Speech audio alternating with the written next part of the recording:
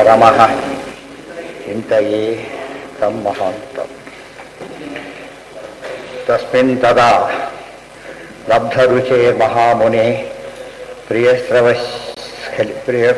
ಪ್ರಿಯಸ್ರವಸಿ ಅಸ್ಖಲಿತಾ ಮತಿರ್ಮಮ ಯಥಾಹಮೇತತ್ ಸತಸತ್ ಸ್ವಮಾಯಯಾ ಪಶ್ಯೇ ಮಯಿ ಬ್ರಹ್ಮಣಿ ಕಲ್ಪಿತಂ ಪರೇ ಮಯಿ ಸ್ಥಿತೇ ಬ್ರಹ್ಮಣಿ ಸ್ಥೀಯತಾಂ ಅತ್ರೈತಿ ಕಲ್ಪಿತಂ ಅಸ್ಮಿನ್ ತದಾ ಲಬ್ಧರುಚೇರ್ಮಹಾಮುನೇ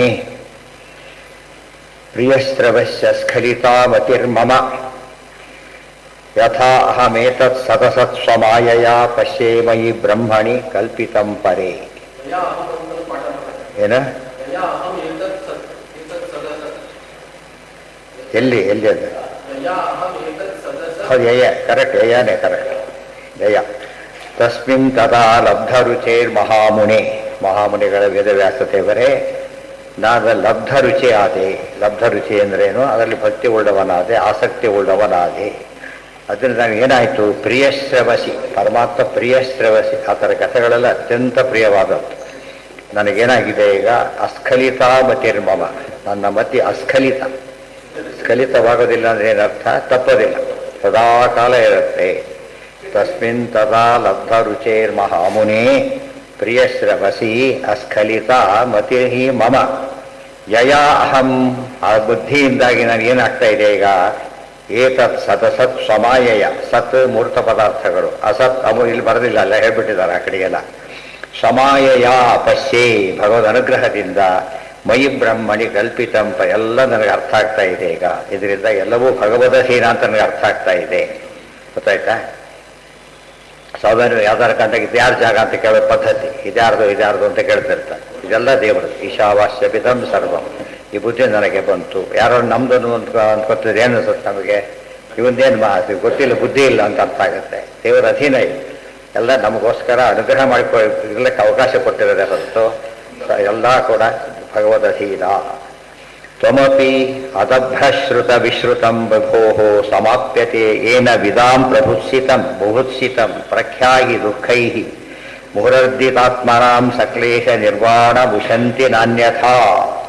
ತ್ವಂ ಈಶ್ವರಃ ಅಪಿ ತ್ವಮಪಿ ಅದಭ್ರಶ್ರುತ ವಿಶ್ರುತಂ ವಿಭೋಃ ಸಮಾಪ್ಯತೆ ಏನ ವಿದಾಂ ಬುಭುತ್ಸಿತಂ ಪ್ರಖ್ಯಾಹಿ ದುಃಖೈಃ ಮುಹುರರ್ದಿತಾತ್ಮನಾಂ ಸಂಕ್ಲೇಶ ನಿರ್ವಾಣ ಭುಷಂತಿ ನ ಅನ್ಯಥಾ. ತ್ವಂ ಈಶ್ವರಃ ಅಪಿ ತ್ವಮಪಿ, ನೀನೀಗ ಸಾಕ್ಷಾತ್ ಭಗವಂತನೇ. ಅದಭ್ರಶ್ರುತ, ದಭ್ರ ಅಂದರೆ ಸ್ವಲ್ಪ, ಅದಭ್ರಧಿಷಣ. ಅದಭ್ರಧಿಷಣ ಅಂದ್ರೇನು? ಪೂರ್ಣ ಪ್ರಜ್ಞ. ಅದಭ್ರ ಅಂದರೆ ಪೂರ್ಣ, ದಭ್ರ ಅಂದರೆ ಸ್ವಲ್ಪ. ನೀವು ಅದಭ್ರಧಿಷಣರು, ಅದಭ್ರಶ್ರುತರು, ಎಲ್ಲದನ್ನೂ ಪರಿಪೂರ್ಣವಾಗಿ ಹೊಂದಿದವರು. ವಿಶ್ರುತಂ ವಿಭೋಹೋ ವಿಶ್ರುತಂ, ಪರಮಾತ್ಮನ ವಿಶ್ರುತವಾದಂಥ ವಿಶಿಷ್ಟವಾದ ಮಹಿಮೆಯನ್ನು ಹೇಳಬೇಕು. ಸಮಾಪ್ಯತೆಯೇನ ನಿಜಾಂಬುಭುತ್ಸಿತ, ಅದರಿಂದ ಏನು ತಿಳ್ಕೊಳ್ಳೋ ಅಪೇಕ್ಷೆ ಇದೆ ಆಗ ಸರಿ ಹೋಗುತ್ತೆ. ಯಾರು ತಿಳ್ಕೊಂಡ್ರು ಕೂಡ ಏನಾಯಿತು? ತೃಪ್ತಿ ಆಗಲಿಲ್ಲ. ದೇವ್ರ ಬಗ್ಗೆ ತಿಳ್ಕೊಂಡಾಗ ಏನಾಯ್ತಾಗ? ತೃಪ್ತಿ. ಇದು ಹೇಳ್ಕೊಳ್ಬೇಕಾದ್ದನ್ನು ತಿಳ್ಕೊಂಡೆ, ಬಹಳ ಮುಖ್ಯ ಇದು. ಸಾಮಾನ್ಯವಾಗಿ ಯಾವ್ದಾದ್ರು ಊರಿಗೆ ಹೋದಾಗ ಇದ್ಯಾವ್ದು ಎಲ್ಲಿ ನೋಡ್ಬೇಕು, ಮುಖ್ಯವಾದ ಪದಾರ್ಥ ಯಾವುದು ಅಂತ ಕೇಳಿದ್ರೆ, ಏನು ನೋಡ್ಬೇಕಲ್ಲಿ ಸ್ಥಳ ಯಾವುದು ಅಂತ ಕೇಳ್ತಾರೆ. ಬಂದು ನೋಡ್ತಾರೆ, ಯಾರು ಇದು ನೋಡಿದೆ ಅಂತ ಯಾರು ಕೇಳ್ತಾರೆ. ಅಯ್ಯೋ ನೋಡಲೇ ಇಲ್ವಲ್ಲ, ಮುಖ್ಯವಾದ ಇವತ್ತು ಆ ರೀತಿ ನೈತಿಕ ಜನ ಮಾಡೋದು ಹಾಗೇನೆ. ನೋಡಬೇಕಾದ್ದು ದೇವರು ಕೂಡ ನೋಡೋದಿಲ್ಲ ಎಷ್ಟೋ ಸಲ. ಅದು ಅಂದರೆ ಆಶ್ಚರ್ಯ. ಅದು ಪಿಕ್ನಿಕ್ ಹೋದಾಗೆ ಅವರು ರಿಲ್ಯಾಕ್ಸ್ ಮಾಡ್ಕೊಳಕ್ಕೆ ಹೋಗಿರ್ತಾರೆ. ಕೆಲವರು ಹೋಗಿರ್ತಾರೆ, ಒಟ್ಟು ಅವ್ರಿಗೆ ಗೊತ್ತಿರೋದಿಲ್ಲ. ಕೆಲವು ಗೊತ್ತಿದ್ರು ಹೋಗ್ಲಿಕ್ಕಾಗೋದಿಲ್ಲ, ಅದು ಬೇರೆ. ಅದು ದೂರ ಇರುತ್ತೆ, ಒಬ್ಬರೇ ಹೋಗಿರ್ತಾರೆ, ಅದಾಗೋದಿಲ್ಲ. ಆದರೆ ನೋಡಬೇಕಾದ್ರೆ ನೋಡಲೇಬೇಕು. ಮನುಷ್ಯನಾಗಿ ಹುಟ್ಟಿದ್ದಾರೆ ಏನು ಬೇಕಾಗ? ನರಜನ್ಮ ಬಂದಾಗ, ನಾಲಿಗೆ ಇರುವಾಗ, ಕೃಷ್ಣಾಯನ ಭಾಗ, ಅದು ಮುಖ್ಯವಾದನ್ನು ಬಿಟ್ಟುಬಿಟ್ರೆ ಅಥಾದೋ ಬ್ರಹ್ಮ ಜಿಜ್ಞಾಸ. ಪ್ರತಿ ಕ್ಷಣದಲ್ಲಿ ಏನು ಜಿಜ್ಞಾಸೆ ಮಾಡಬೇಕು? ದೇವ್ರ ಬಗ್ಗೆ ಯೋಚನೆ ಮಾಡಬೇಕು, ಅವ್ರು ಬೇರೆ ಕಡೆಗಲ್ಲ.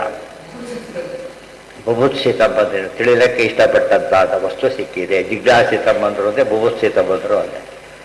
ಜಿಜ್ಞಾಸೆ, ಜಿಜ್ಞಾಸೆ ಯಾವ್ದು ತಿಳ್ಕೊಬೇಕು ಅಂತಿತ್ತಲ್ಲ ಅದು ತಿಳ್ಕೊಂಡಾಯ್ತು, ಭಾರಿ ಖುಷಿ ಆಯ್ತು. ಅತೃಪ್ತಿ ಹೊರಟೋಯ್ತು. ಈಗ ತಿರುಪತಿ ಹೋದ ಊಟ ಆಗಲಿಲ್ಲ, ದುಃಖ ದರ್ಶನ ಆಗಲಿಲ್ಲ, ಪಜಿತ ಆಗುತ್ತೆ. ಊಟ ಆಗಿದ್ರೆ ಹೊರ ಇಟ್ಬಿಡೋಗ್ತಾರೆ.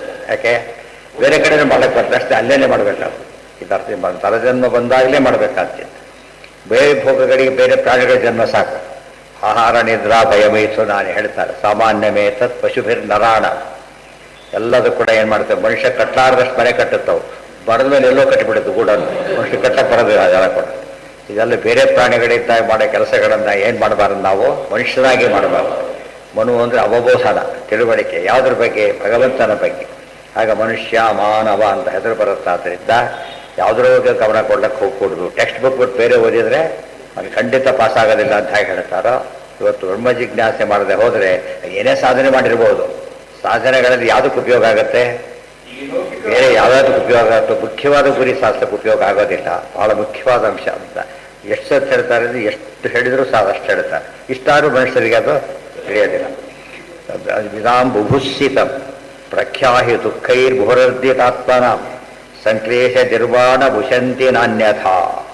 ಪ್ರಖ್ಯಾಹಿ ದುಃಖೈ ಮುಹುರರ್ದಿತಾನ, ನಾವೆಲ್ಲ ಯಾರು ದುಃಖೈ ಮುಹುರರ್ದಿತರು, ತಾಪತ್ರಯ ಸರ್ವತ್ರ ತಾಪತ್ರಯ ದುಃಖಿತಾತ್ಮ.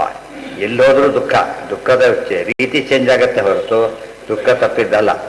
ಪ್ರಖ್ಯಾಹಿ ದುಃಖೈ ಬಹುರರ್ಧಿತಾತ್ಮನ ಮುಹು, ಮತ್ತೆ ಮತ್ತೆ ದುಃಖಗಳು ಬಹಳ ಮತ್ತೆ ಮತ್ತೆ ಪೀಡಿಸ್ತಾ ಇವೆ.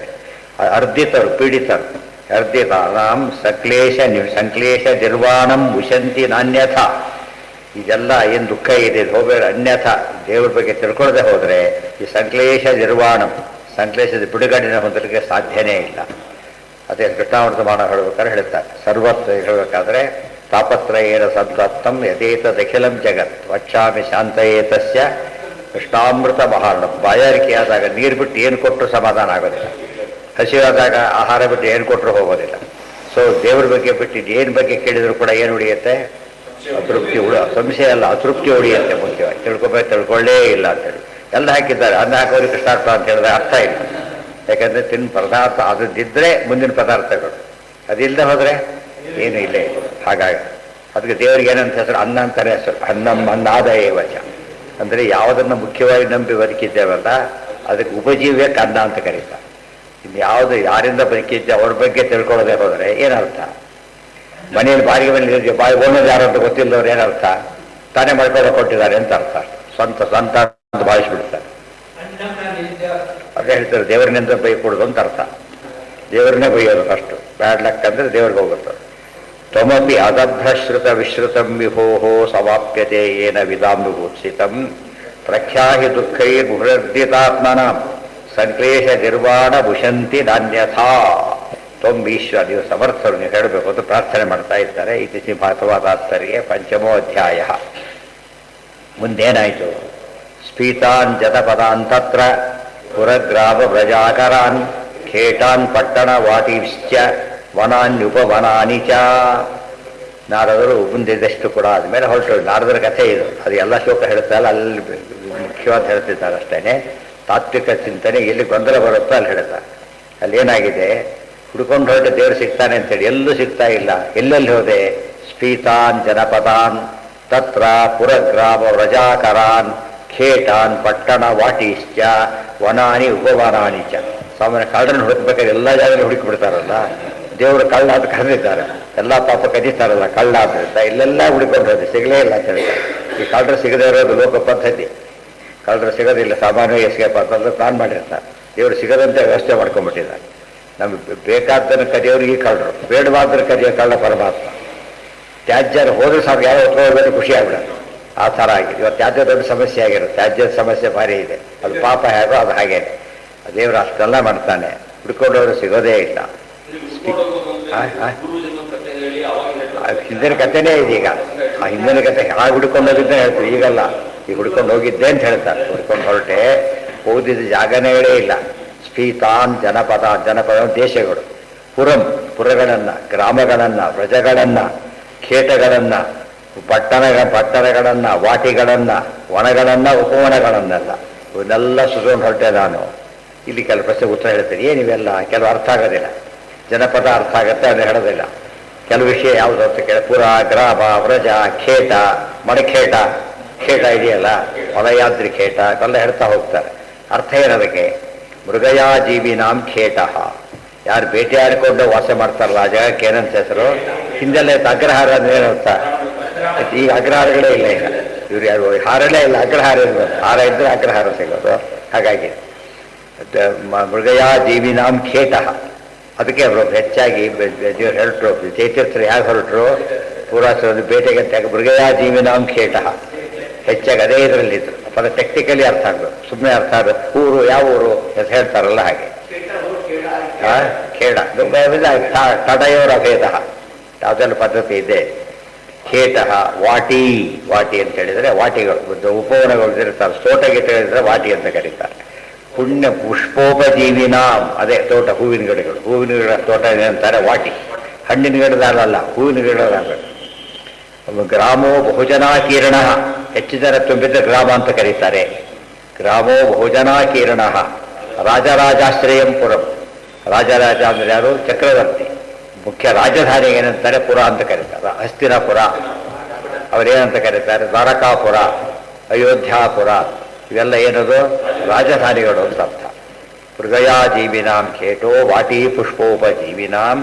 ಗ್ರಾಮೋ ಬಹುಜನಾಕೀರ್ಣ ರಾಜರಾಶ್ರಯಂ ರಾಜರಾಜಾಶ್ರಯಂ ಪುರಂ ಜಲಸ್ಥಲ ಯತಿ ಬಂದೆ ಜಲಸ್ಥಲಾಯಿತ ಸ್ಫೀತಂ ಪಟ್ಟಣಂ ಕೀರ್ತ್ಯತೆ ಬುಧೈ ಜಲಸ್ಥಲಾಯಿತ ಸ್ಫೀತಂ ಜಲಸ್ಥಳಗಳಿಂದ ತುಂಬಿರತಕ್ಕಂಥ ಸರೋವರಗಳಿಂದ ತುಂಬಿರತಕ್ಕ ಸ್ಥಳ ಇರುತ್ತಲ್ಲ ಅದನ್ನ ಪಟ್ಟಣ ಅಂತ ಕರೀತಾರೆ ಕೀರ್ತ್ಯತೆ ಬುಧೈ ಸೊ ಗ್ರಾಮ ಪಟ್ಟಣ ಪುರ ಇವು ನಮ್ಮ ಇಂಪಾರ್ಟೆಂಟ್ ರಜಾ ಅಂತ ಬಂತು ಇನ್ನೊಂದು ಕಡೆ ರಜಾ ಅರ್ಥ ಇರುತ್ತೆ ಎಲ್ಲಿ ಇನ್ನೊಂದು ಇಂಥದ್ದೇ ಬಂದಾಗ ಇಲ್ಲಿ ಕೋಟ್ ಮಾಡ್ತಾರೆ ರಜಾ ಅಂತ ಹೇಳಿದ್ರೆ ಗೋಪಾಲ ಸಂಸ್ಥಿತಿ ಗೊಲ್ರಿರೋ ಜಾಗಕ್ಕೆ ರಜಾ ಅಂತ ಕರೀತಾರೆ ಅದಕ್ಕೆ ಗೋಕುಲ ರಜಾ ಜೈತಿ ತೇ ವ್ರಜಂ ಜನ್ಮರಾಜ ಜೈತಿ ತೇಜಕಂ ಜನ್ಮರಾಜ ಅಂತ ಬರುತ್ತಲ್ಲ ಹಾಗೆ ರಜಾ ಇವೆಲ್ಲ ಆಗಿನ ಕಾಲಕ್ಕಿದ್ದ ವ್ಯವಸ್ಥೆಗಳು ಈ ತೀರ ಇತ್ತೀಚೆಗೆ ವಿದ್ಯುತ್ ಹೊರಟೋಗ್ಬಿಡುತ್ತೆ ಅಷ್ಟೇ ಊರ ಹೆಸರು ಇಡಬೇಕಾದ್ರೆ ಅದು ನೋಡ್ಕೊಂಡು ಇಡ್ತಿದ್ರು ಯಾವ್ದು ಎಲ್ಲಿ ಸಿಗುತ್ತೆ ನೋಡ್ಕೊಂಡ್ಬಿಟ್ಟು ಆ ಊರ ಹೆಸರು ಕೇಳಿದ ತಕ್ಷಣ ಏನಾಗಬೇಕು ಅವ್ರಿಗೆ ಇದ್ರಲ್ಲಿ ಸಿಗುತ್ತೆ ಈ ಸಿಟಿ ಅಂತ ತಕ್ಷಣ ಅರ್ಥ ಆಗುತ್ತೆ ನಮಗೆ ಟೌನ್ ಬೇರೆ ಸಿಟಿ ಬೇರೆ ಹೇಗೆ ಅರ್ಥ ಆಗುತ್ತೋ ಅದು ಆ ರೀತಿ ಪದಗಳು ಅರ್ಥ ಆಗ್ಬೇಕು ಹೌದು ಮಥುರಾಪುರಿ ಅಯೋಧ್ಯ ಮಧುರಾ ಮಾಯ ಪ್ರೇಮಾತಿಭರ ನಿರ್ಭಿನ್ನ ಹೋದೆ ದೇವರು ಕಾಣಲೇ ಇಲ್ಲ ಕೊನೆಗೂ ಕಂಡ ಅಂತ ಹೇಳೋದಕ್ಕೆ 11 ಶ್ಲೋಕಗಳು 21 ಬರಲಿಲ್ಲ ಪ್ರೇಮಾತಿಫರ ನಿರ್ಭಿನ್ನ ಪುರಕಾಂಗೋ ಅತಿ ನಿರ್ವೃತ ಆನಂದ ಇವೆಲ್ಲ ಬೇರೆ ಯಾರು ಬೆಳಕ್ಕೆ ಹೋಗೋದಿಲ್ಲ ಇವಕ್ಕೆಲ್ಲ ಕೂಡ ಮುಖ್ಯ ವಿಷಯ ಬರೆಯೋದಿಲ್ಲ ಬದಲಾಯಿಸ್ಬಿಡ್ತಾರೆ ಇಂಥ ಮುಖ್ಯ ವಿಷಯಗಳು ಗಮನ ಕೊಡೋದಿಲ್ಲ ಇವೆಲ್ಲ ಕೊಡ್ಲಿಕ್ಕೆ ಏನು ಬೇಕು ಇವೆಲ್ಲ ಪರಿಜ್ಞಾನ ಇರಬೇಕು ಕೊಡ್ಲಿಕ್ಕೆ ಹೇಗೆ ಬರೋದು ಡಿಟೇಲ್ಸ್ ಕೊಡ್ಬೇಕಾದ್ರೆ ಕೋಸ್ಟಲ್ ನನಗೆ ಕೋಸ್ಟಲ್ ಏನಿರುತ್ತೆ ಬೆಂಗಳೂರು ಕೋಸ್ಟಲ್ ಏರಿಯಾದಲ್ಲಿದ್ದರೆ ಅವ್ರಿಗೆ ಗೊತ್ತಿಲ್ಲ ಅಂತ ತಿಳುವಳಿಕೆ ಇಲ್ಲ ಅದು ಆ ರೀತಿಯೇ ಬರೋದವ್ರು ಹೆಚ್ಚು ಅದು ಪ್ರತಿಯೊಂದರ ಬಗ್ಗೆ ಇದು ಪೂರ್ಣ ಪ್ರಜ್ಞತ್ವ ಸಾಕ್ಷಿ ಗೊತ್ತಾಯ್ತು ಅವ್ರ ತಂದೆ ಪುರಾಣ ಹೇಳ್ತಿದ್ದ ಕಾಲಕ್ಕೆ ಒಂದು ಪದ ಬಿಟ್ಟುಬಿಟ್ರಲ್ಲ ಯಾವುದದು ಲಿಖುಜ ತಕ್ಷಣ ಹೇಳಿದ್ರು ಅದನ್ನು ಫಾಲೋ ಮಾಡಿದ್ದಾರೆ ಮುಂದೆ ಅದು ಬಿಡಬಾರ್ದು ಅಂತ ಹೇಳೋದು ಅವರು ಎಲ್ಲರೂ ಕೆಲವು ಬಿಟ್ಟರೆ ತಪ್ಪಲ್ಲ ಅದು ಅಮುಖ್ಯ ವಿಚಾರಗಳನ್ನು ಬಿಟ್ಟುಬಿಟ್ರೆ ಅಷ್ಟು ದೊಡ್ಡದು ಅನಿಸೋದಿಲ್ಲ ಅದು ತಿಳುವಳಿಕೆ ಪೂರ್ಣ ಇಲ್ಲ ಅಂತಾಗತ್ತೆ ಹೊರತು ಇದಲ್ಲ ಅದು ಮುಖ್ಯವಾದ ಬಿಟ್ಬಿಟ್ರೆ ಏನಾಗುತ್ತೆ ಅದು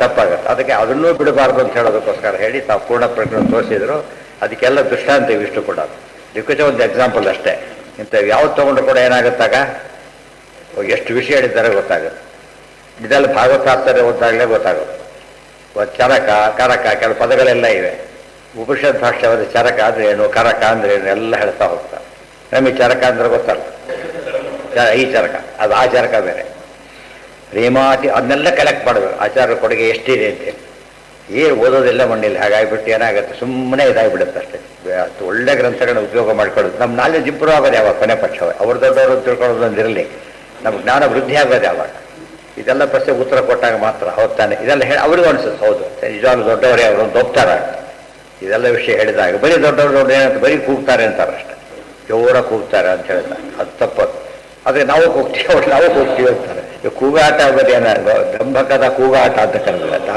ಈ ಪದ ಕರೆದಿರೋದೇ ಹಾಗೆ ಡಾಕ್ಟ್ರು ಒಲ್ಲನೋ ಹರಿ ಕೊಳ್ಳೋನು ಅಂತ ಹೇಳಬೇಕಾದ್ರೆ ಬೇರೆ ಅನೇಕ ವಿಷಯಗಳು ದಂಭಕದ ಕೂಗಾಡ್ಬಿಟ್ಟೆ ಗೊತ್ತಾಗಿ ಊಟ ಕರೀತಾರೆ ಅಂತ ಅರ್ಥ ಅಷ್ಟೇ ಹೊರತು ಇನ್ನೇನು ದೊಡ್ಡ ವಿಚಾರ ಅಲ್ಲ ಹಾಗಾಗಬಾರ್ದು ಎಷ್ಟು ವಿಷಯ ಇದೆಲ್ಲ ಸ್ಟಡಿ ಮಾಡಕ್ಕೆ ಹೊರಟ್ರೆ ಭಾಗವತ ಪುರಾಣ ಅಂತೇಳಿ ಡಿಸ್ಕಾರ್ಡ್ ಮಾಡಿದ್ವಿರೆಲ್ಲ ಕೂಡ ಜನಗಳು ಎಷ್ಟು ವಿಷಯ ಇದೆ ನೋಡಿ ಅಂತ ಹೇಳ್ತಾರೆ ಜಲಸ್ಥಲಾಯತಿ ಸ್ಫೀತಂ ಪಟ್ಟಣಂ ಕೀರ್ತ್ಯತೆ ಬುಧೈಹಿ ಇತಿ ಸ್ಕಾಂದೇ ಹಿಂದಿನ ಹೆಸರು ಸಕ್ರಾಯ ಪಟ್ಟ ಒಟ್ಕೊಂಡಿದ್ದೆ ಅವತ್ತೇನು ಅರ್ಥ ಇಲ್ಲ ಅದಕ್ಕೆ ಯಾಕೆ ಹೊರಟೋಯ್ತು ಇದ್ದ ಕಾಲಕ್ಕೆ ಒಂದು ಕಾಲಕ್ಕಿತ್ತು ಅಷ್ಟೊತ್ತಿಗಿಲ್ಲ ಈಗ ಪ್ರೇಮಾತಿಫರ ನಿರ್ಭಿನ್ನ ಪುಲಕಾಂಗೋ ಅತಿ ನಿರ್ವೃತ ಆನಂದ ಸಂಪ್ಲವೇ ಲೀನಃ ನಾಪಶ್ಯ ಮುಖಯಂ ಮುನೇ ದೇವ್ರ ದರ್ಶನ ಆಗಿದ್ದು ಹೇಳ್ತಾರೆ. ಈಗ ದೇವ್ರನ್ನ ಕಂಡು ಏನಾಯ್ತು ಗೊತ್ತಾ, ನನಗೆ ದರ್ಶನ ಆದ ತಕ್ಷಣ ದರ್ಶನ ಆಗಿಲ್ಲ ಅಂತ ಎಷ್ಟು ನೋವಾಗಿತ್ತಲ್ಲ, ಕಾಣಿದ ತಕ್ಷಣ ಅಷ್ಟು ಖುಷಿಯಾಗೋದು. ಪ್ರೇಮ ಅಂದರೆ ಭಕ್ತಿ. ಪ್ರೇಮ ಅತಿಫರ ನಿರ್ಭಿನ್ನ ಪುಲಕಾಂಗ ಅತಿ ನಿರ್ವೃತ. ಪ್ರೇಮದಿಂದ ತುಂಬ ಹೋಗ್ಬಿಟ್ಟಿದೆ ಭಕ್ತಿಯಿಂದ. ಜಗತ್ತೆಲ್ಲ ಏನಾಗಿದೆ, ಫರ ನಿರ್ಭಿನ್ನ ಪುಲಕ, ಎಲ್ಲ ಪುಲಕ ರೋಮಾಂಚನವಾಗ್ತಾ ಇದೆ, ಮೈ ತುಂಬ ರೋಮಾಂಚನ ಆಗ್ತಾ ಇದೆ. ಬಂತಲ್ಲ ಜಾಯತೆ ರೋಮಾಂಚನ ಎರಡು ರೀತಿ ಆಗುತ್ತೆ, ತುಂಬ ಸುಖ ಆದಾಗ ತುಂಬ ದುಃಖ ಆದಾಗ. ಅರ್ಜುನಿಗಾಗಿದ್ದಲ್ಲಿ ನೋವಿನಿಂದ ಆಯಿತು. ಇದೆಲ್ಲ ಕೇಳಿದ್ರೆ ರೋಮಹರ್ಷಣ, ಹೆಸರೇ ರೋಮಹರ್ಷಣ. ಯಾಕೆ ಕೇಳ್ತಿದ್ರೆ ರೋಮಹರ್ಷಣ ಆಗ್ತಿತ್ತು ಅಂತ. ಹಾಗೆ ಅದರಿಂದ ಅತಿ ನಿರ್ವೃತ, ನಿರ್ವೃತ ಅಂದರೆ ಸುಖ, ಅತ್ಯಂತ ಸುಖಿಯಾದೇನ. ಅದೇ ಆನಂದ. ಆನಂದ ಮತ್ತೆ ಪರಮಾನಂದ. ಆ ನಂತನ ಕಂದ ಒಲಿಗೆ ಏನಂತದ್ದೇ ವೇದವೃಂದ. ಅದು ಅಲ್ಟಿಮೇಟ್. ನಮಗೆ ಗೊತ್ತಿರೋ ಆನಂದಗಳೆಲ್ಲ ಭಾರಿ ಕಡಿಮೆ. ಅಲ್ಟಿಮೇಟ್ ಆನಂದ ಅದಕ್ಕೆ ಹೇಳ್ತಾರೆ. ಎಷ್ಟು ಆನಂದ ಆಯಿತು ನನಗೆ. ಆನಂದ ಸಂಪ್ಲವೇ ನೀನ. ಆನಂದ ಸಮುದ್ರ ಮುಳುಗೋಗ್ಬಿಟ್ಟೆ ಆನಂದ ಸಾಗರದಲ್ಲಿ. ನಾಪಶ್ಯದ್ ಉಭಯಂ ಮುನೇ. ಏನು ಕಾಣ್ತಾ ಇಲ್ಲ ಈ ಕಡೆ ಜಗತ್ತೆಲ್ಲ ಕಾಣ್ತಾ ಇಲ್ಲ ಅಂತ ಹೇಳಿಲ್ಲ, ಕಾಣ್ತಾ ಇಲ್ಲ ಅಂತ ಹೇಳಿದ್ರು. ಇಲ್ಲ ಅಂದ್ಬಿಡ್ತಾರೆ. ಬ್ರಹ್ಮಜ್ಞಾನ ಒಂದೇ ಜಗತ್ತಿಲ್ಲ ಹೀಗೆ ಹೇಳ್ಬೇಕಾದ್ರೆ, ಜಗತ್ತು ಇಲ್ಲದಂತೆ ಕಾಣಿಸುತ್ತೆ. ಅದು ಕರೆಕ್ಟ್. ಅದು ಪೊಲಿಟಿಕ್ ಆಗಿ ಹೇಳೋದು. ಜಗತ್ತು ಇಲ್ಲ ಬೇರೆ, ನಿತ್ಯ ವಸ್ತು, ಮುಖ್ಯ ವಸ್ತುಗಳ ಉಳಿದ ವಸ್ತುಗಳು ಆ ಕಡೆ ಗಮನ ಕೊಡೋದಿಲ್ಲ ಯಾರು ಕೊಡೋದು. ನೋಡೋದ್ರು ನೋಡೋದಿಲ್ಲ, ಯಾಕೆ ಅದು ನೋಡ್ತಾ ಕೂತ್ಬಿಡ್ತಾನೆ. ಮುಖ್ಯ ವಸ್ತು ಕಂಡಾಗ ದೇವರು ಅತಿ ಮುಖ್ಯ ವಸ್ತು. ಇನ್ನೊಂದು ವಸ್ತು ಅಂಥದ್ದು ಇಲ್ಲೇ ಇಲ್ಲ. ಬಿಡು ಇನ್ನೊಂದು ನಮ್ಮೂರಲ್ಲೂ ಸಿಗುತ್ತೆ ಅಂತ ಹೇಳಕ್ಕೆ ಬರಲ್ಲ. ಒಂದೇ ಒಂದು. ಅದರಿಂದಾಗೇನು ಮನುಷ್ಯ ಏನು ಅದು ಸಾರ್ಥಕ. ಎಷ್ಟು ಸ್ವಾರಸ್ಯ ಇದೆ. ಒಂದು ಮುಖ್ಯವಾದ ವಸ್ತು ನೋಡ್ಬೇಕಾದ್ರೆ ಉಳಿದ ವಸ್ತುಗಳು ಗಮನ ಹರಿಯೋದಿಲ್ಲ ಅಂತ ಹೇಳ್ತಾರೆ ಹೊರತು ಇಲ್ಲ ಅಂತ ಹೇಳೋದಿಲ್ಲ.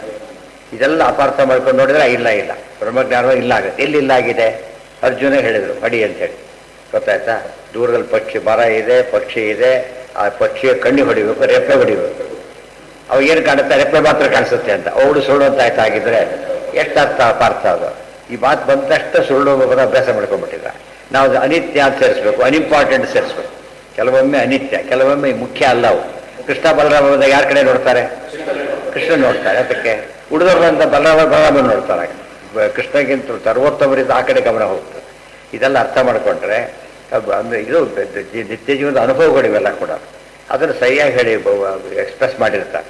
ಅರ್ಥ ಮಾಡ್ಕೊಳ್ಳೋದೆ ಸುಳ್ಳು ಸುಳ್ಳು ಅಂತ ಹೇಳಿದ್ರೆ ತಪ್ಪಾಗುತ್ತೆ.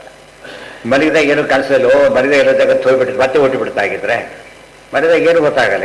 ಎದ್ದಾಗ ನೋಡ್ತಾನೆ ಎಲ್ಲ ಜಗತ್ತು ಇನ್ನೂ ಇದೆಯಾ, ಜಗತ್ತು ಎಲ್ಲ ಹೋಗ್ಬಿಟ್ಟಿತ್ತಲ್ಲ. ಅದಕ್ಕೆ ಎಷ್ಟು ತಪ್ಪ. ಅದೇ ಅರ್ಥ ಆಗಿಲ್ಲ. ಅನಿತ್ಯ ಅಂತ ಹೇಳೋ ಪದ ಬರ್ತಾ ಇಲ್ಲ. ಅದಕ್ಕಾಗಿ ಅನಿತ್ಯಗೆ ಬೇರೆ, ನಮಗೆ ಕಾಣೋದಿಲ್ಲ ಬೇರೆ. ಕೆಲವು ಕಾಣೋದೇ ಇತ್ತು, ಈ ಕಾಣೋದಿಲ್ಲ ಅನಿತ್ಯ. ನಮಗೆ ಕಣ್ಣೇ ಅನಿತ್ಯ. ಆ ಥರ ಕಣ್ಣು ಕಾಣಿಸೋದಿಲ್ಲ, ಕಾಣಿಸೋದಿಲ್ಲ ಅಷ್ಟೇ. ಎಲ್ಲೋ ನೋಡ್ತಾನೆ, ಕಾಣಿಸೋದಿಲ್ಲ.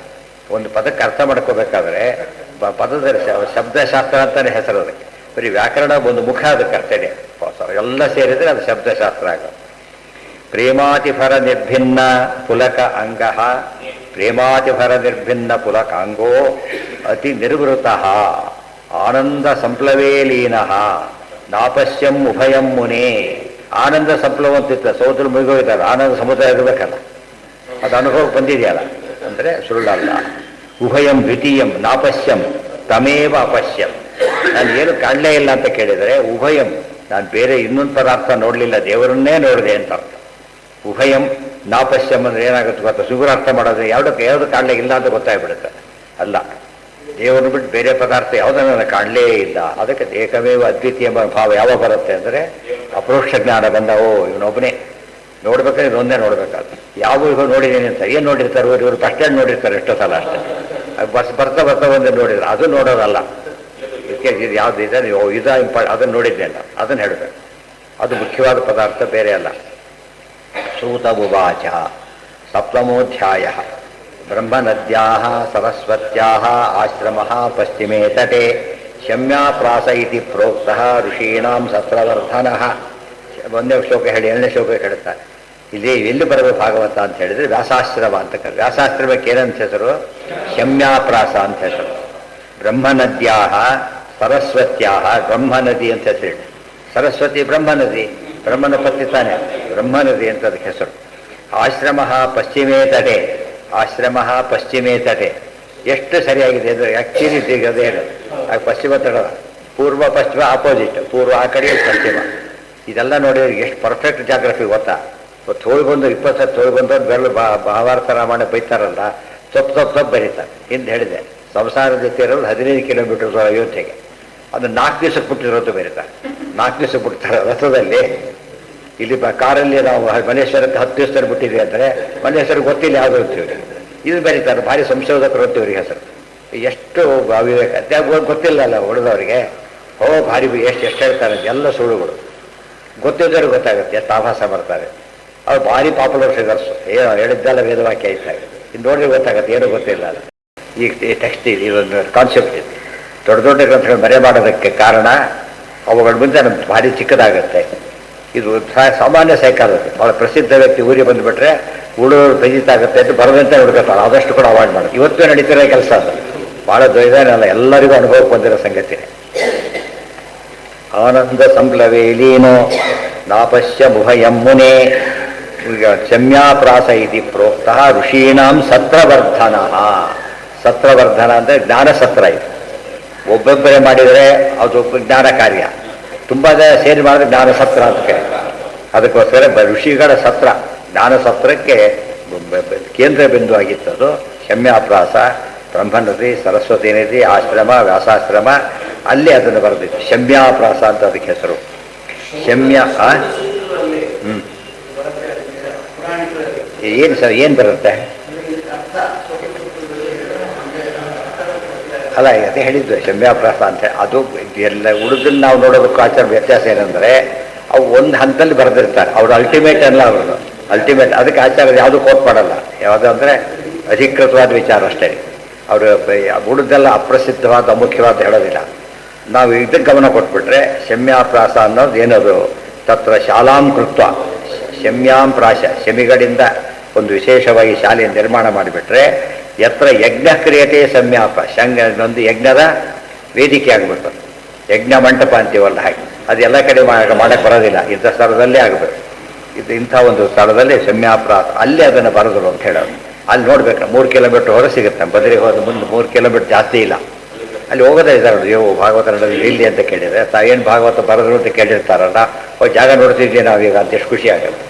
ಆದರೆ ಅದು ಜಾಗ ಬರೀ ತುಂಬ ಚಳಿ, ಆಗ ಬಾದರಾಯಣ ಅರ್ಥ ಆಗುತ್ತೆ. ಅಲ್ಲಿ ಕುತ್ಕೊಂಡು ಇರ್ಲಿಕ್ಕಾಗೋದಿಲ್ಲ. ಅಲ್ಲಿ ಪಾರಾಯಣ ಮಾಡಿ ಬಾಯೆಲ್ಲ ಈಗ ಅಳ್ಳಾಡ್ತಿರ್ತದೆ, ಯಾಕೆಂದರೆ ನಡೀತಿರ್ತಾನೆ ಚಳಿ. ಅಂತಲ್ಲಿದ್ದು ಬರೆದ್ರು ಅಂತ ಅಲ್ಲಿ ಇದ್ರೂ ಒಂದೇ ಕಾರಣಕ್ಕೆ ಅವರು ಸರ್ವೋತ್ತಮ ಆ ಮಾತು ಹೇಳ್ತಾರೆ ಆಚಾರ್ಯರು. ಬಲಕಂದ ಸ್ಥಾಪನ ಪ್ರತಿನಿತ್ಯ ಅರುಣೋದಯ ಕಾಲಕ್ಕೆ ಮಾಡ್ತಿದ್ರು ಅಂದರೆ ವಾಯುದೇವರು ಅಂತಲೇ ಅರ್ಥ. ಯಾವುದೋ ಕಾಲಕ್ಕೆ ಮಾಡಿದ್ರಲ್ಲ, ಯಾವ ಅರುಣೋದಯ ಕಾಲಕ್ಕೆ ಅದು ಏನು ಕರೆಯೋದು. ಎಸ್ಪೃಶಂತೆ ನರ ಹಿಮಭೀತ, ಸ್ನಾನ ಅಲ್ಲ ಮುಟ್ಟೋದಕ್ಕೆ ಹೆದರ್ತಿದ್ರು. ಈಗ ಒಬ್ಬ ಎಷ್ಟು ಕೋಲ್ಡ್ ಅಂತೇಳಿ ಅದರಲ್ಲಿ ಸ್ನಾನ ಮಾಡೋದು ಅಂದರೆ ಅದು ವಾಯುದೇವರೇ ಆಗಿರಬೇಕು ಅಂತಾಗಿ ಎಷ್ಟು ಜನ ಮಾಡಕ್ಕೆ ಪ್ರಯತ್ನ ಪಟ್ಟಿದ್ದಾರೆ. ಯಾವ್ಯಾವುದೋ ಟೈಮ್ನಲ್ಲಿ ಮಾಡ್ತಾರೆ, ಆ ವಿಚಾರ ಬೇರೆ. ಅವರು ನಿಂದೆ ಅಲ್ಲ ಇದು. ವಾಯುದೇವರು ದೊಡ್ಡವರು ತಾತ್ಪರ್ಯ ಏನು ಬರೋದಿಲ್ಲ, ಸಹಜ ಬರೋದು, ನಮಗೇನು ದೊಡ್ಡ ವಿಚಾರ ಅಲ್ಲ ಅದು. ಅದು ಮಾಡಿದ್ರೂ ದೊಡ್ಡ ವಿಚಾರ. ಅಲ್ಲಿ ಹೋಗಿ ನಾವು ನರಪಿಳ್ಳೆ ಇರೋದಿಲ್ಲ ಅದು ಸೋದರಿಗೆ. ಬೇರೆ ಸ್ನಾನಘಟ್ಟಕ್ಕೆ ಹೋಗಿ ಬಟ್ಟೆ ಹೋಗ್ಲಿಕ್ಕೆ ಹೋಗ್ತಾರೆ ಕೊನೆ ಪಟ್ಟ, ಸ್ನಾನ ಮಾಡಲಿ ಬಿಡಲಿ. ಯಾರ್ಯಾರು ಇರೋದಿಲ್ಲ, ನಿರ್ಜಲ ಪ್ರದೇಶ ಐತಾಗಿರುತ್ತೆ. ಅಲ್ಲಿ ತುಂಬ ಬಿಟ್ಟಿರ್ತಾರೆ, ಉಷ್ಣಕೊಂಡ ಇರುತ್ತಲ್ಲ ಎಲ್ಲ ಸೇರ್ಕೊಂಡ್ಬಿಟ್ಟಿರ್ತಾರೆ ಜನಗಳ. ಅಂತಲ್ಲಿ ಆ ಥರ ಹೀಗೆ ಮಾಡಿದರು. ಅದು ಒಂದು ದಿವಸ ಅಲ್ಲಿ 48 ದಿವಸ ಮತ್ತು ಎತ್ತುಗಳು ಒಂದು ಸ್ನಾನ ಮಾಡಿರೋ ಸ್ನಾನ ಅಲ್ಲದು. ಶ್ರವಣ 3 ಸ್ನಾನ ಮಾಡಬೇಕು. ಮತ್ತೆ ಸುಮ್ಮನೆ ಮುಡಿಗೆಂತ ಸ್ನಾನ ಅಲ್ಲೇ ಅಲ್ಲ. ಅಲ್ಲಿ ಕುತ್ಕೊಂಡು 3 ಸತ್ತು ಒಳಬಡಿಸುತ್ತೆ, 3 ಸತ್ತೆ. ಅಲ್ಲಿ ಹೇಳಿದ್ದು ಯಾರ್ಯಾರು ಬದುಕಿರೋ ಸಾಧ್ಯತೆಯೇ ಇಲ್ಲ. 3 ಸತ್ತು ಹೇಳೋ ಹೊತ್ತಿಗೆ ಪೂರ್ತಿ ಫ್ರೀಸ್ ಆಗಿಬಿಡ್ತಾವೆ ನಾವು. ಅಷ್ಟು ಪೂರ್ತಿ ಎಷ್ಟು ಒಯ್ಬೇಕು ಅದಕ್ಕೆ, ಆ ಚಳಿಗೆ ಅಲ್ಲೇ ಫ್ರೀಸ್ ಆಗ್ತಾರೆ. ಅದು ಸ್ನಾನ. ಅದು ಅಂದ ಬರೀ ಬರೋದೇಕ ಸ್ನಾನ ಮಾಡಿ ಅಂತ ತಿಳ್ಕೊಂಡು ಮುಡಿಗೆಂದ್ರೆ ಸ್ನಾನ ಅಲ್ಲ ಅದು. ಅದು ಮಿಂದರೇನು ಶ್ರೀಶೈಲದ ಕಾಗೆ ಐತೆ ಅಂತ ಹೇಳ್ತಾರಲ್ಲ, ಅದು ಸ್ನಾನ ಅಲ್ಲ. 2 ಸರ್ತಿ ಕೊಡಬೇಕು ನೀರೊಳಗೆ. ಸದಾ ಸರಸ್ವತಿಯಲ್ಲಿ ಹೇಳಿದೆ ಆಗಲೇ. ಕುತ್ಕೊಂಡ್ಬಿಟ್ಟು ಹೃದಂಚೇಚ ಸೂಕ್ತಸ್ಯ 3 ಸತ್ತು ಹೇಳಬೇಕು. ಆ ರೀತಿ 2 ಸತ್ತು ಕೂತು ಹೇಳಬೇಕು. ಗೊತ್ತಾಯ್ತಾ? ಅವ್ರು ಕೂತಿರ್ತಾರೆ, ತಡ್ಕೊಂಡು ಬಂದ್ಬಿಡ್ಬೇಕು. ಅಷ್ಟು ಹೋಗ್ಬಿಟ್ಟಿರ್ತಾನೆ, ಅಷ್ಟೊತ್ತಿಗೆ ಇರೋದಿಲ್ಲ.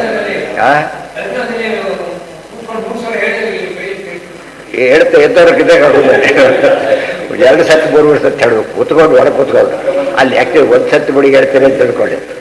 ಮತ್ತು ಏನು ಥರ ಬಂಕಾದಾಗ ಬಿಟ್ಟಿರ್ತಾರೆ, ಏನು ತೋರಿಸೋದಿಲ್ಲ. ಅಷ್ಟರ ಮಟ್ಟಿಗೆ ಫ್ರೀಸ್ ಆಗಿದೆ ತಿಳಿತಾ. ಅಲ್ಲಿ ಎದ್ದು ಬಂದರೆ ಪುಣ್ಯ ಆಸ್ತಿತ್ತೀರಿ. ಎಷ್ಟೋ ಜನ ಪ್ಯಾರಾಲಿಸಿಸ್ ಆಗಿದೆ ಅಲ್ಲಿ ಹೋದಾಗ, ಸ್ನಾನ ಮಾಡ್ಲಿಕ್ಕೆ ಹೋದಾಗ ಗಡಗಡ ಗೊತ್ತಾಗುತ್ತೆ. ಅದು ತೋರಿಸುತ್ತಾರೆ. ಹಠಕ್ಕೆ ಮಾಡಿದವರು ಇದ್ದಾರೆ, ಹಾಗಾಗುತ್ತೆ. ಕೆಲವು ಭಾರಿ ಭಾರಿ ಸಮಸ್ಯೆಗಳಾಗುತ್ತೆ. ಅದೇ ರೀತಿ ಬದರಿಯಲ್ಲಿ ಯಾವಾಗಲೂ ಇದ್ದಾರೆ ಒಂದೇ ಕಾರಣಕ್ಕೆ ಏನಾದ್ರು. ಇದು ಈ ಬದರಿ ಅದು ದೊಡ್ಡ ಬದರಿ, ಇನ್ನೂ ಚಳಿ ಜಾಸ್ತಿ ಇದೆ. ಅದು ಬೇರೆಯವ್ರು ನರಾಗಮ್ಯ ಅಂತ ಕರೀತಾರೆ. ಮನುಷ್ಯಗೆ ಹೋಗ್ಲಿಕ್ಕಾಗೋದು 2 ಅರ್ಥ. ಮನುಷ್ಯಗೆ ಹೋಗ್ಲಿಕ್ಕೆ ಆಗೋದಿಲ್ಲ, ಅಷ್ಟು ವಿಚಿತ್ರ ವಾತಾವರಣ. ಇನ್ನೊಂದಷ್ಟ ದೇವ್ರು ಹುಡುಗರು ನೋ ಎಂಟ್ರಿ. ಗೊತ್ತಾಯ್ತು? ಹುಡುಗರು ನೋ ಎಂಟ್ರಿ. ದೇವತೆಗಳಿಗೆ ಮಾತ್ರ ಪ್ರವೇಶ ಮಾಡೋದು. ಹೇಳಿದ್ದೇನು ಅವ್ರು ಮಾಡಿದ ಸತ್ಯ ಹೌದು, ಇದಕ್ಕೆ ಕಂಪೇರ್ ಮಾಡಕ್ಕೆ ಹೋಗಬಾರ್ದು, ಅದನ್ನೇ ಹೇಳ್ತಾರೆ ಇಷ್ಟೊತ್ತು ಕೂಡ. ಅವ್ರು ಏನಂತ ಮಾಡಿದ್ರು, ಆಚಾರ ನೆನೆಸ್ಕೊಂಡು ಮಾಡಿದ್ರು, ಸರಿ ಅದು ಆಚಾರ ದೇವ್ರಿಂದ ನೆನೆಸ್ಕೊಂಡು ಮಾಡಿದ್ರು. ಇವರೆಲ್ಲ ಅಪ್ಪ ಅಮ್ಮ ಅಯ್ಯೋ ಬೇರೆ ಭಕ್ತಗಳೇ ಬರೋದಿಲ್ಲ, ಆ ಥರ ಇರ್ತ ಎಲ್ಲರೂ ಸಾಮಾನ್ಯ ಜನಗಳ ರೀತಿ ಅದು. ಆ ರೀತಿ ಮಾಡಿದಾಗಿಲ್ಲ ಅಂತಲ್ಲ, ಅದು ಈಗ ಈ ರೀತಿ ಮಾಡಿದವರಿಲ್ಲ, ಅವರೊಬ್ಬರೇ. ಅರುಣೋದಯ ಈ ರೀತಿ ಸದಾಚಾರ ಸ್ಫೂರ್ತಿಯುಕ್ತವಾದ ಸ್ಥಾನ ಆಗ್ತದೆ. ಅದೇ ಹೇಳಿದ್ನಲ್ಲ, ಶಮ್ಯಾಪ್ರಾಸ ಅಂದರೆ ಅಲ್ಲಿ ಅಡತಿಗೋಸ್ಕರವಾಗಿ ಏನು ಮಾಡ್ತಾರೆ, ಶಮ್ಯಾಂಪ್ರಾಶ, ಶಮಿ ಮೊದಲಾದವುಗಳು ಇದು ದರ್ಬೆ ಅಂತಲೂ ಬರುತ್ತೆ, ಎಲ್ಲ ಹಾಕಿಬಿಟ್ಟು ಭೂಶೋಧನೆ ಮಾಡಿಬಿಟ್ಟು ಅಲ್ಲಿ ಮಂಟಪ ಕಟ್ತಾರೆ. ಅದಕ್ಕೆ ಶಮ್ಯಾಪ್ರಾ ಅಂದರೆ ಮೋಸ್ಟ್ ಇದು ಅತ್ಯಂತ ಶಾಸ್ತ್ರೋಕ್ತವಾದ ರೀತಿಯಲ್ಲಿ ಆಗಿದೆ ಅಂತ ಹೇಳೋದಕ್ಕೆ ಹೆಸರದು. ವಾಸ್ತು ಪ್ರಕಾರದ ಅಂತ ಅಭ್ಯಾಸ ಮಾಡಿರಲ್ಲವ, ಸರಿ ಬಿಲ್ಡಿಂಗ್ ಇದು ಶಮ್ಯಾಪ್ರಾಸ ಜ್ಞಾನ ಕಾರ್ಯಕ್ಕೆ ಆಗಿರಬೇಕು. ಜ್ಞಾನ ಕಾರ್ಯಕ್ಕೆ ಅಂಥ ಜಾಗದಲ್ಲಿ ಮಾಡಿದರು ಅಂತ ಹೇಳೋದಕ್ಕೋಸ್ಕರ ಶಮ್ಯಾಪ್ರಾಸ ಅಂತ. ಎಲ್ಲ ಕಡೆ ಮಾಡಕ್ಕೆ ಬರಲ್ಲ, ಅದನ್ನು ಎಲ್ಲಿರಬೇಕು, ಇಂಥ ಪರಮ ಪವಿತ್ರವಾದ ಜಾಗ ಅದು ವ್ಯಾಸಾಶ್ರಮ, ಅಲ್ಲಿ ಮಾಡಿದ್ದಾರೆ.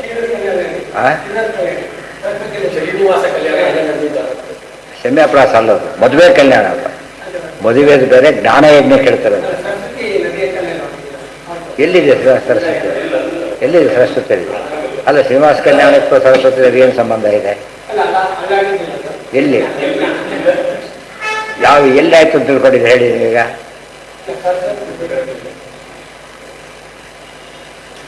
ಇಲ್ಲಿ ಬದರಿಯಿಂದ ಮುಂದೆ ಹೋದರೆ 3 ಕಿಲೋಮೀಟರ್ ದೂರದಲ್ಲಿ ಅಲಕನಂದ ಸರಸ್ವತಿ ನದಿ ಸಂಗಮ ಇದೆ, ಗೊತ್ತಾಯ್ತು. ಈ ಕಡೆ ಬಂದುಬಿಟ್ರೆ ಅದು ಸಿಗೋದಿಲ್ಲ, ಈ ಕಡೆ ವ್ಯಾಸಾಶ್ರಮ ಇರೋದು. ಅದು ಹೇಳೋದಕ್ಕೋಸ್ಕರವಾಗಿಯೇ ಇದನ್ನ ಪಿನ್ ಪಾಯಿಂಟ್ ಮಾಡಿ ಹೇಳಿದೆ, ಪಶ್ಚಿಮೇ ತಟೆ ಅಂತೇಳಿ ತಿಳಿಸಿದ್ರು. ಕರೆಕ್ಟಾಗಿ ಹೋಗಿ ನೋಡಿಬಿಟ್ರೆ ನಾವು ಉತ್ತರಕ್ಕೆ ಹೋಗ್ತೀವಿ, ಈ ಕಡೆಯಿಂದ ಬರ್ತೇವೆ ನಾವು. ಇದು ಪೂರ್ವ ಆಗುತ್ತೆ, ಇದು ಪಶ್ಚಿಮ ಆಗುತ್ತೆ, ಗೊತ್ತಾಯ್ತಾ. ಕರೆಕ್ಟ್ ಪಶ್ಚಿಮ ಜಾಗ ಅದು. ಇಂಥ ಲೊಕೇಶನ್ ಕೂಡ ಹೇಳ್ತಾರೆ ಎಲ್ಲಿ ಅಂತೇಳಿ. ಇವರು ಬದಲಿಗೆ ಹೋಗದೇ ಇದ್ದವರು ಎಲ್ಲ ಸುಳ್ಳು ಹೇಳ್ತಾರೆ, ಹೋಗಿ ನೋಡಿದ್ರೆ ಗೊತ್ತಾಗ ಸುಳ್ಳು ಸತ್ಯ ಅಂತೇಳಿ.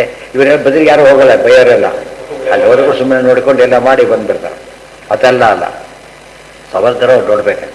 ಬದಲಿ ಸುತ್ತಮುತ್ತ ನೋಡೋದಕ್ಕೆ ಅಷ್ಟೆಲ್ಲ ಇದೆ. ಮತ್ತು ಇದಿದೆ ಯಾವುದು, ಈ ಕಡೆ ಇರೋದು ಉರ್ವಶಿ ಬೆಟ್ಟ, ಈ ಕಡೆ ನಾರಾಯಣ ಪರ್ವತ, ಉರ್ವಶಿ ಪರ್ವತ, ನರಪರ್ವತ, ಅಲ್ಲಿ ಋಷಿಗಂಗಾ ಅಂತ ನದಿ ಹರಿದು ಬರುತ್ತೆ, ಅಲ್ಲಿಂದ ಅಲಕನಂದಕ್ಕೆ ಸೇರುತ್ತೆ.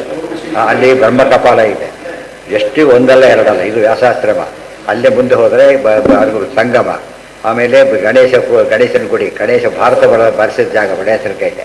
ಇನ್ನು ಮುಂದೆ ಹೋದರೆ ಬಾಣ, ಅದು ಸ್ವಲ್ಪ ಮುಂದೆ ಹೋದರೆ ದ್ರೌಪದಿ ದೇಹತ್ಯಾಗ ಮಾಡಿದ ಸ್ಥಳ, ಬಾಣನೇ ಅದು ಆ್ಯಕ್ಚುಲಿ. ಮುಂದೆ ಹೋದರೆ ಒಂದು ಸ್ಥಳದಲ್ಲಿ ಫಟ್ ದೇಹತ್ಯಾಗ ಮಾಡೋದು ಸಾಕಿದ ತಕ್ಷಣ. ಇನ್ನು ಮುಂದೆ ಹೋದರೆ ಅದೆಲ್ಲ ಶುರುವಾಗುತ್ತೆ. ನಕಲ ಸಹದೇವರದು, ಅರ್ಜುನ, ಭೀಮಸೇನ ಇದು ಮಾಡದೇನೆ ಹಾಗೆ ಹೊರಟ್ಬಿಡ್ತಾರೆ. ಆ ಜಾಗದಲ್ಲಿ ಸ್ವರ್ಗಾರೋಹಣ ಪರ್ವತ ಅಂತ ತೋರಿಸ್ತಾರೆ. ಇಷ್ಟು ಆ್ಯಕ್ಯುರಸಿ ಇವತ್ತೇ ಅತ್ಯಾಧುನಿಕ ನಾವೆಲ್ಲಲ್ಲಿ ಬರಲಿಕ್ಕೂ ಆಗೋದಿಲ್ಲ. ಅಷ್ಟು ನಾಲೆಜ್ ಇರೋದಾಗಲಿ, ತಮಗೆ ತೋಚೋದಾಗಲಿ ಯಾವುದೂ ಸಾಧ್ಯ ಇಲ್ಲ. ಇದನ್ನು ನೋಡಿದಾಗ ಅವತ್ತಿನ ಜಾಗ್ರಫಿ ಹೇಗಿತ್ತು ಅದನ್ನು ಅರ್ಥ ಮಾಡ್ಕೋಬೋದು. ಅವತ್ತಿನ ಜಾಗ್ರಫಿ, ಅವತ್ತಿನ ಹಿಸ್ಟ್ರಿ, ಏನೇನು ನಡೆದಿದ್ದಾಗ, ಈ ಊರುಗಳ ಕರಿಬೇಕಾದ್ರೆ ಯಾವ ವ್ಯವಸ್ಥೆ ಇಟ್ಟಿದ್ರು, ಏನೂ ಹೆಚ್ಚಿಟ್ಬಿಡೋದು ಸಾಧ್ಯ ಇಲ್ಲ. ನೋಡಿಕೊಂಡೇ ಹೇಳ್ಬೇಕದು. ಆಫೀಸ್ ಅನ್ನೋದಕ್ಕೂ ಮನೆ ಎಷ್ಟು ವ್ಯತ್ಯಾಸ ಇದೆ. ಈಗ ಆಫೀಸನ್ನು ನಿರೀಕ್ಷೆ ಮಾಡೋ ರೀತಿ ಬೇರೆ, ನಾವು ಮನೆ ಅಂತಷ್ಟ ರೀತಿಯೇ ಬೇರೆ. ಇವೆಲ್ಲ ತಿಳುವಳಿಕೆ ಏನೋ ಮಾತಾಡ್ತಾರೆ ಅಂತ ಹೇಳಿದರೆ ಇವನು ಏನೋ ಮಾತಾಡ್ತಾನೆ ಹೊರತು ಅವರಲ್ಲ. ಖದೀರದಲ್ಲಿ ಇದಂತೀವಲ್ಲ, ಅವನಿಗೆ ಕಾಚು ಅಂತಾರೆ ನೋಡಿ, ಕಾಚು ಅಂತ ಹಾಕ್ತಾರೆ. ನಿಮಗೆ ತಾಂಬೂಲಕ್ಕೆ ಹಾಕ್ಬೇಕಾದ್ರೆ ತಾಂಬೂಲಕ್ಕೆ ಹಾಕ್ತಾರೆ, ಅದರಲ್ಲಿ ಹಾಕ್ಬೇಕಾದ್ರೆ ಕಾಚು ಒಂದು ಪದಾರ್ಥ, ಅದೆಲ್ಲ ಜೀರ್ಣ ಶಕ್ತಿಗೆ ಹಾಕೋ ಪದಾರ್ಥಗಳು. ಸಾಮಾನ್ಯವಾಗಿ ತಾಂಬೂಲ ಅಂದರೆ ಏನಾಗಿದೆ, ಬೆಳೆದಲ್ಲೇ ಸುಣ್ಣ ಆದರೆ ಮುಗೀತು. ಸ್ವಲ್ಪ ಏನೋ ಸಣ್ಣ ಪುಟ್ಟ ಲವಂಗ ಸೇರಿಸ್ತಾರೆ. ಕಾಚು ಅಂತ ಒಂದಿದೆ, ನಿಮಗೆ ಕೇಳಿದ್ರೆ ಅಂಗಡಿಯಲ್ಲಿ ಕೇಳಿ ಸಿಗುತ್ತದೆ. ಗಂದಿಗೆ ಕೇಳಿದ್ರೆ ಹೇಳ್ತಾರೆ ಕಾಚು, ಗಂದಿಗೆ ಎಲ್ಲ ಸಿಗುತ್ತೆ. ಅದೆಲ್ಲ ಸಿಗುತ್ತೆ, ತಗೋಬೇಕು ಅಂತ ಅರ್ಥ ಅಲ್ಲ, ಸಿಗುತ್ತೆ ಅಷ್ಟೇ. ಕೆಲವೆಲ್ಲ ತುಂಬ ಇದು ಆದಾಗ ಅದರಲ್ಲೂ ವೆರೈಟಿ ಇದೆ, ಹೇಗೆ ಮಿಕ್ಸ್ ಮಾಡಬೇಕಂತ ವೆರೈಟಿ ಇದೆ. ಅದು ತೊಗೊಂಡ್ರೆ ಎಷ್ಟು ಅಂತ ಕೇಳಿದ್ರೆ, ಊಟ ಮಾಡಿರ್ತಾರಲ್ಲ, ಊಟ ಮಾಡಿರ್ತಾರೆ ಅವರು, ಆ ಕ್ಷಣಕ್ಕೆ ಅಷ್ಟು ಜೀರ್ಣ ಆಗುತ್ತೆ ಇಮ್ಮಿಡಿಯೇಟಾಗಿ. ಅಂಥ ಬಿದ್ದಿರ್ತದೆ. ಒಬ್ಬ ಕೆಲವು ಹಸುಬ್ರಿಗೆ ಕೊಟ್ಬಿಟ್ರೆ ಅವ್ರು ಪಜಿತ ತೊಗೊಳ್ತಾರೆ, ಚಿಂತನೆ ಇರ್ಬೇಕು, ಆ ಥರ ಆಗುತ್ತೆ. ಅಷ್ಟು ಎಫೆಕ್ಟಿವ್. ಅದೆಲ್ಲ ಸೈನ್ಸ್ ಬಿಟ್ಟೋಗ್ಬಿಟ್ಟಿದೆ, ಎಲ್ಲ ಯಾವುದು ಉಳ್ಕೊಂಡಿಲ್ಲ. ಈಗ ಬರ್ತಾ ಕಥೆ ಆಗಿಬಿಡುತ್ತೆ ಅಷ್ಟೇ. ಅವೆಲ್ಲ ಋಷೀಣಾಂ ಸತ್ರವರ್ಧನ, ಭಕ್ತಿ ಯೋಗೇನ ಸತ್ರವರ್ಧನ ಅಂದ್ರೇನು, ಆ ಸತ್ರವನ್ನು ಮಹತ್ವ ಕೊಡುತ್ತೆ ಅಂತ. ಸತ್ವವನ್ನು ವರ್ಧನ, ಪುಣ್ಯವರ್ಧನ, ಅದರ ಬರುತ್ತೆ ವಿಷ್ಣು ಸಾಲು ಬರುತ್ತಲ್ಲ, ಆ ರೀತಿ ಬ್ರಹ್ಮ ವಿವರ್ಧನ ಆ ಪದವಿದೆ. ಆ ರೀತಿಯಾಗಿ ಜ್ಞಾನ ಕಾರ್ಯಲ್ಲಿ ಮಾಡಿದ್ದೀವಿ, ಕ್ಲಬ್ಬಲ್ಲಿ ಮಾಡಿದ್ವಿ, ಹೋಯ್ತು ಅರ್ಧ ಅಲ್ಲೇ ಹೊರಟು ಮುಗಿದೋಯ್ತು ಕಥೆ. ಎಲ್ಲಿ ಶುರು, ಅವಳ ಕ್ಷೇತ್ರದಲ್ಲಿ ಮಾಡಿದ್ದೀವಿ, ಅದು ನದಿ ತೀರದಲ್ಲೇ ಮಾಡಿದ್ದೀವಿ. ಇವೆಲ್ಲ ನೋಡಿದಷ್ಟು ಕ್ವಾಲಿಟಿ ಭಾಳ ಜಾಸ್ತಿ ಅಂತ ಅರ್ಥ. ಭಕ್ತಿಯೋಗೇನ ಮನಸ್ಸಿ ಸಮ್ಯಕ್ ಪ್ರಣೀಹಿತೆ ಅಮಲೆ ಅಪಶ್ಯತ್ ಪುರುಷಂ ಪೂರ್ಣಂ ಮಾಯಾಂಚ ತದಪಾಶ್ರಯಾಂ. 4ನೇ ಶ್ಲೋಕಕ್ಕೆ ಹೋದ್ರು. ಭಕ್ತಿಯೋಗೇನ ಸಮ್ಯಕ್ ಪ್ರಣೀಹಿತೆ ಲೋಕಾನಾಂ ಮನಸ್ಸಿ. ಭಕ್ತಿಯೋಗೇನ ವೇದವ್ಯಾಸರು ಭಕ್ತಿಯಿಂದ ಬರೆದರು ಅಂದರೆ ಭಕ್ತಿಯಿಂದ ಅವರು ಭಕ್ತಿಯಿಂದ ಬರೆದರಲ್ಲ, ಜನ ಭಕ್ತಿಯಿಂದ ಕೇಳೋ ಹಾಗೆ ಬರೆದರು ಅಂತ ಅರ್ಥ ಮಾಡ್ಕೋಬೇಕು. ಅದೇ ಉತ್ತಿಷ್ಟ ಗೋವಿಂದ ಅಂದರೆ ಗೋವಿಂದ ನೀನು ಹೇಳೋ ಅಲ್ಲ, ನಾನು ಹೇಳ್ಬೇಕಾಗಿದೆ ನನ್ನ ಮುಂದೆ ಕಾಣುವಂತ ಅರ್ಥ ಹೊರತು ಇದಲ್ಲ. ಒಳ್ಳೆ ಅರ್ಥ ಬರೀತಾರೆ. ಕೌಸಲ್ಯ ಸುಪ್ರಜಾರಾಮ ಪೂರ್ವ ಸಂಧ್ಯಾ ಪ್ರವರ್ತತೆ ಉತ್ತಿಷ್ಟ ದರಶಾರ್ದೂಲ ಕರ್ತವ್ಯಂ ದೈವ ಮಾನ್ಯಕಂ ಬಂದಾಗ ಇದೆಲ್ಲ ಅರ್ಥ ಮಾಡ್ಕೊಂಬಿಟ್ರು. ಏನು ರಾಮ ಮನೆ ವಿದ್ಯೆ ಹೊಡಿತಿದ್ದ, ಇವರು ಎಬಿಸಿದ್ರು, ಹೇಳಪ್ಪ ಮಾರಾಯ ಸಂಧಾನ ಮಾಡು ಅಂತ ಹೇಳಿದರು. ಇದು ರಾಮಾಯಣ ಆಗ್ತದ? ಅಲ್ಲ. ಅವ್ರಿಗೆ ಗೊತ್ತಿದೆ ಯಾರು ರಾಮಾಯಣ ಅಂತ ಗೊತ್ತಿದೆ ಅವ್ರಿಗೆ. ಅದಕ್ಕೆ ಹೇಳ್ತಾರೆ ಉತ್ತಿಷ್ಟ ದರಶಾರ್ದೂಲ ಕೌಸಲ್ಯ ಸುಪ್ರಜಾರಾಮ ಪೂರ್ವ ಸಂಧ್ಯಾ ಪ್ರವರ್ತತೆ. ನೀನು ಸಂಧ್ಯಾನ ಮಧ್ಯೆ ವ್ಯವಸ್ಥೆ ಇಲ್ಲ, ಸಂಧ್ಯಾನ ಮಾಡಬೇಕು. ನೀನು ಬಂದು ನನ್ನ ಮುಂದೆ ಕೂತ್ಕೊಂಡು ಅದು ಡೈರೆಕ್ಟ್ ನಿನಗೆ ಪೂಜೆ ಮಾಡ್ತಿದ್ದೆ, ಎಲ್ಲೋ ಅರಿಕೆ ಕೊಡ್ತಿದ್ದೆ, ಎಲ್ಲೋ ಇದು ಮಾಡ್ತಿದ್ದೆ. ಕರ್ತವ್ಯಂ ದೈವ ನಾನು ಮಾಡಬೇಕಾಗಿದೆ, ನೀನು ಬಂದು ಕೂತ್ಕೊ. ಅದು ಎಷ್ಟು ಅರ್ಥ ಇದೆ. ಇದು ಸಡನ್ ಚೇಂಜ್ ಆಗುತ್ತೆ. ಅದು ಮೊದಲು ಆಭಾಸ ಆಗೋ ಅರ್ಥ ಏನಾಯ್ತು, ಈಗ ದೊಡ್ಡವ್ರನ್ನ ಕುತ್ಕೊಳ್ಳಿ ನಾವು ಒಪ್ಪಿಸ್ಬೇಕು ಅಂತ ಹೇಳಿದ್ರೆ ಆಗೋ ಹಾಗೆ ಅದು ಅಭ್ಯಾಸ ಆಯಿತು. ಅದು ವಿಶ್ವಾಮಿತ್ರ ಮಾತು ಪ್ರಾಕ್ಟೀಸ್ ಆಯ್ತು. ಆಮೇಲೆ ಅಲ್ಲಿ ಎಕ್ಸಾಮ್ ಇದ್ದಾರೆ, ಬುಕ್ಸ್ ಏನು ಉಪಯೋಗ, ಯಾವಾಗ ಉಪಯೋಗ ಆಗೋದು? ಅವ್ರು ಕೂತಿದ್ರೆ ಆ ಪ್ರಾರ್ಥನೆ ಮಾಡಿದರು. ಮಯಾಕರ್ ನೀನು ಮಾಡಬೇಕು ಅಂತ ಇವರು ಅರ್ಥ ಮಾಡಿದರು. ನಾನು ಮಾಡಬೇಕಾಗಿದೆ, ನೀನು ಬಂದು ಕೂತ್ಕೊ ಅಂತ ಹೇಳಿ. ದೇವರಂತೂ ಗೊತ್ತಿದ್ದೇ ಕರ್ಕೊಂಡ್ಬಂದಿರೋದು. ಅರ್ಥ ಯಾತಕ್ಕೆ ಮಾಡಬೇಕು ನಾವು? ಎಲ್ಲರಿಗೂ ಮಾಡೋಕ್ಕೆ ಬರೋದಿಲ್ಲ. ಯಾಕೆ? ಅವ್ರು ನಮ್ಮಂತೆ ಅಂತ ಗೊತ್ತಿದೆ. ದೇವರು ಸರ್ವೋತ್ತಮ ಅಂತ ಗೊತ್ತಿರೋದ್ರಿಂದ ಈ ಮಾತಾಡ್ತಾರೆ, ಎಲ್ಲರೂ ಮಾತಾಡ್ತಿರಲಿಲ್ಲ. ಭಕ್ತಿಯೋಗೇನ ಮನಸ್ಸಿ ಸಮ್ಯಕ್ ಪ್ರಣೀಹಿತೆ ಅಮರೆ. ಮನಸ್ಸೆಲ್ಲ ಸಮ್ಯಕ್ ಪ್ರಣೀಹಿತ, ಕಾನ್ಸಂಟ್ರೇಷನ್. ಪ್ರಣೀಹಿತ ಅಂದರೆ ಸನ್ನಿಧಾನ, ಪ್ರಣೀಧಾನ. ಪೂರ್ತಿ ಮನಸ್ಸೆಲ್ಲ ಭಕ್ತಿಯಿಂದ ಕೂಡಿರಬೇಕು. ಅಪಶ್ಯತ್ ಪುರುಷಂ ಪೂರ್ಣಂ ಮಾಯಾಂಚ ತದಪಾಶ್ರಯ. ಆಗ ಪೂರ್ಣ ಪುರುಷನನ್ನು ಕಂಡ, ಮಾಯನ್ನು ಕಂಡ ಅಂತ ಹೇಳ್ತಾರೆ. ನಾಳೆ ಓಂ